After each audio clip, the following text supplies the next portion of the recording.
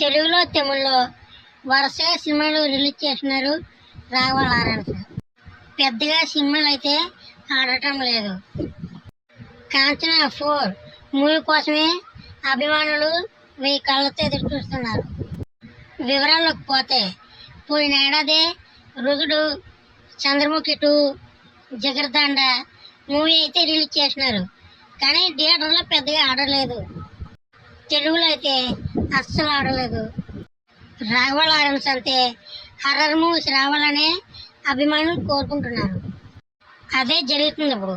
Fans కోరిక ప్రకారం Raghava Lawrence నుంచి కొత్త మూవీ అప్డేట్ అయితే రాబోతుంది. ఏప్రిల్లో మూవీ అప్డేట్ అయితే రాబోతుంది. కాంచనా 4 మూవీ అయితే పట్టాలెక్కబోతుంది. ఇప్పటికే సినిమా స్టోరీ అయితే పూర్తయిందంట. కాంచనా 4 మూవీ గురించి అఫీషియల్ అప్డేట్గా వస్తే రికార్డులు బద్దలైపోతాయి. కాంచనా 3 వరకు బాక్స్ ఆఫీస్ దగ్గర అయితే దండయాత్ర చేసినారు.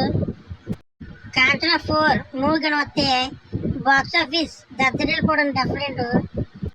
కాంచనా 4 మూవీ తీయడానికి అయితే ఏర్పాట్లు సర్వేయంగా జరుగుతున్నాయి.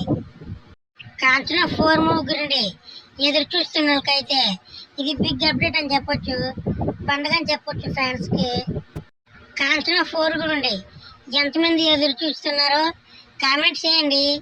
అలాగే వీడియో నచ్చితే లైక్ చేసుకోండి, సబ్స్క్రైబ్ చేసుకోండి.